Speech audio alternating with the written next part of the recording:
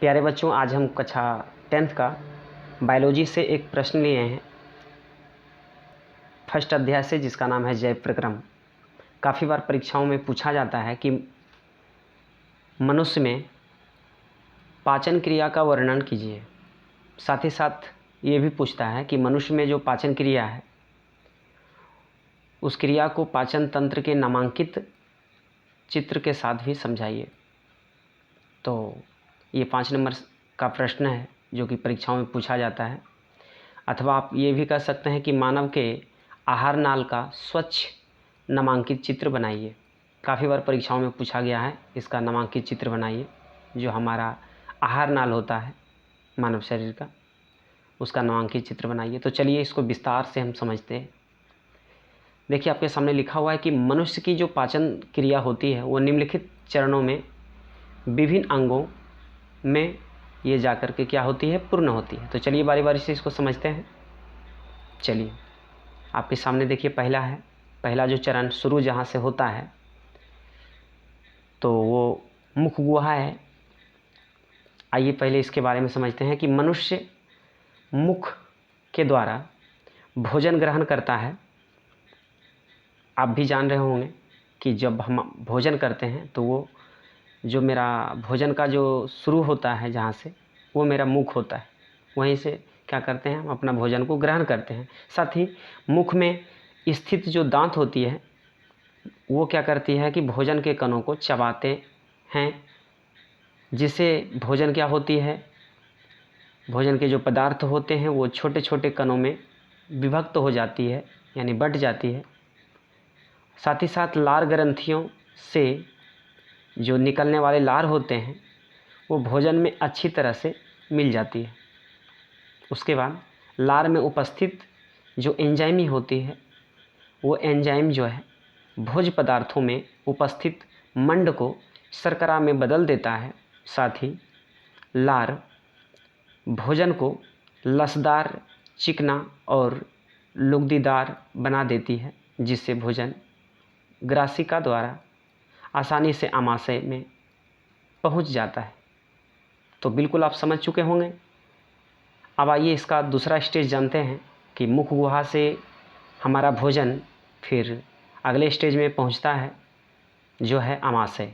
चलिए अब आमाशय के बारे में भी समझते हैं। देखिए, होती क्या है कि मुख गुहा से भोजन हमारा आमाशय में पहुंचता है।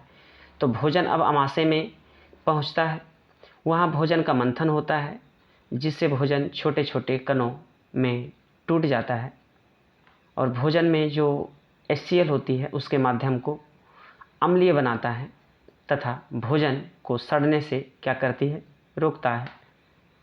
आमाशयी पाचक रस में उपस्थित एंजाइम, जो आमाशय में जो पाचक रस होती है उसमें उपस्थित एंजाइम प्रोटीन को छोटे छोटे अणुओं में तोड़ देते हैं। अब चलिए इसका तीसरा स्टेज समझते हैं। अब हमारा भोजन जो है वो आमाशय से अब ग्रहणी में जाती है। चलिए इसके बारे में भी समझते हैं। ग्रहणी में क्या होती है, आमाशय में पाचन के बाद भोजन ग्रहणी में पहुंचता है। यकृत से आया पीतरस, हम जानते हैं कि हमारे यकृत में यानी लीवर में, देखिए यकृत जो है मानव शरीर की सबसे बड़ी ग्रंथि भी कहलाता है। ये कई बार परीक्षाओं में पूछा जा चुका है। ऑब्जेक्टिव में सीधा सा पूछ लेगा आपको प्रश्न कि मानव शरीर की सबसे बड़ी ग्रंथि तो यकृत होती है। और छोटी ग्रंथि की अगर बात कही जाए तो पिट्यूटरी ग्रंथि होती है। तो उसको पिट्यूटरी ग्रंथि को मास्टर ग्रंथि के भी नाम से जानते हैं, हालांकि यहाँ पे आपका यकृत है। तो चलिए, यकृत से जो आया पीतरस होता है वो भोजन से अभिक्रिया कर वसा का पायसीकरण करता है। साथ ही भोजन का माध्यम क्षारीय बनाता है, जिससे क्या होती है कि अग्नाशय से आए पाचक रस में उपस्थित एंजाइम क्रियाशील हो जाते हैं। इससे भोजन में उपस्थित प्रोटीन, कार्बोहाइड्रेट एवं वसा क्या होती है, पच जाते हैं।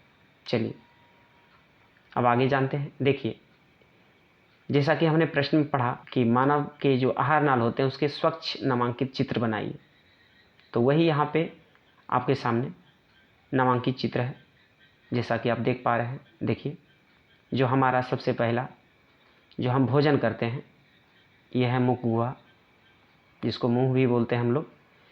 हमारा यहाँ से भोजन क्या होती है, आती है मुख गुहा से, और उसके बाद फिर यह है आपका ग्रासिका, जिसको ग्रास नली भी कहा जाता है। इसे होते हुए और भोजन हमारा कहाँ आता है, आमाशय में आती है। देखिए, ये आपका आमाशय है, इसमें भोजन पहुँचता है। और आमाशय के बाद फिर हमारा भोजन अग्नाशय, जो कि यहाँ पे यकृत है, जैसा कि हमने पढ़ रहा था वहाँ, इसका पित्त रस जो है वो आती है ना। और भोजन को क्या करती है, वो क्षारीय बना देता है उसकी अम्लीयता को। फिर भोजन जो है सो हमारी छोटी आंत में आती है, छोटी आंत से फिर बड़ी आंत में जाती है, और बड़ी आंत से फिर ये क्या होती है, गुदादार होते हुए ये निष्कासित हो जाती है।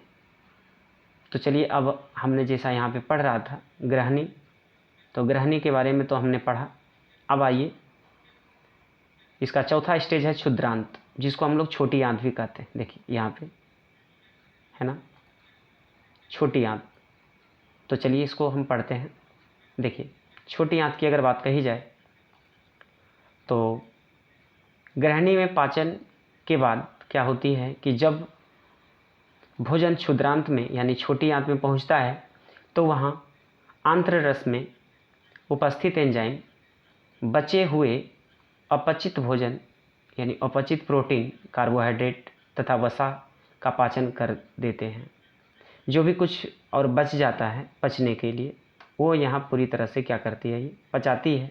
और अंत में आंत की जो विलाई होती है उसके द्वारा पचे हुए भोजन का अवशोषण कर लिया जाता है, और अवशोषित भोजन रक्त में पहुंचा दिया जाता है। देखिए, हम लोग जो भोजन करते हैं वो क्या होती है, यहीं पे हमारा छोटी आंत में प्रोटीन, कार्बोहाइड्रेट, वसा, इन सारी चीज़ों की पाचन क्रिया पूर्ण रूप से हो जाती है और इनको अवशोषण कर लिया जाता है उससे, और ये हमारे ब्लड में यानी रक्त में उसको भेज दिए जाते हैं।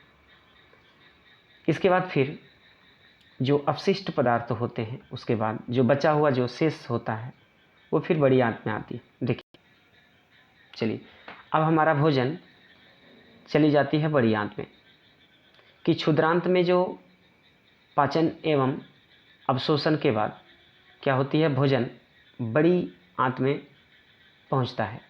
वहाँ पर अतिरिक्त जल का अवशोषण कर लिया जाता है। देखिए, कई बार परीक्षाओं में पूछा जाता है कि जल का अवशोषण कहाँ पे होता है, किस आंत में, तो बड़ी आंत में। आप याद रखेंगे, जल का अवशोषण कहाँ होती है, जल का अवशोषण होती है बड़ी आंत में, है ना। और यदि आपसे पूछा जाए प्रोटीन का, कार्बोहाइड्रेट का और वसा का, इन सारी चीज़ों का पाचन कहाँ होती है, क्षुद्रांत यानी छोटी आंत में। और जो हमारा भोजन होता है वो पूर्ण रूप से छोटी आंत में ही पच जाती है। तो ऐसा भी प्रश्न पूछा जाता है कि भोजन का पूर्ण पाचन कहाँ होती है, तो छोटी आंत में होती है। आप इसको याद रखेंगे।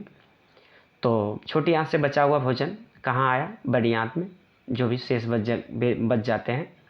तो क्षुद्रांत में पाचन एवं अवशोषण के बाद भोजन बड़ी आंत में पहुँचता है। वहाँ पर अतिरिक्त जल का अवशोषण कर लिया जाता है। बड़ी आंत में भोजन का पाचन नहीं होता है। देखिए, बड़ी आंत में भोजन का पाचन नहीं होता है।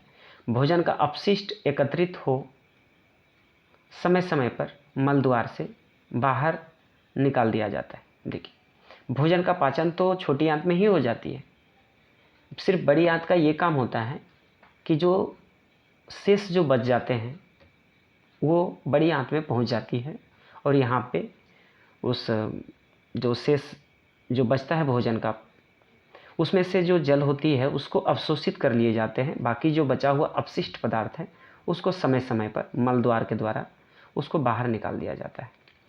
तो मुझे विश्वास है कि आपको ये अच्छी तरीके से समझ में आ चुका होगा। क्योंकि कई बार आपके परीक्षाओं में भी पूछा जाता है ये प्रश्न कि मानव का पाचन तंत्र के बारे में इसका विश्लेषण करें।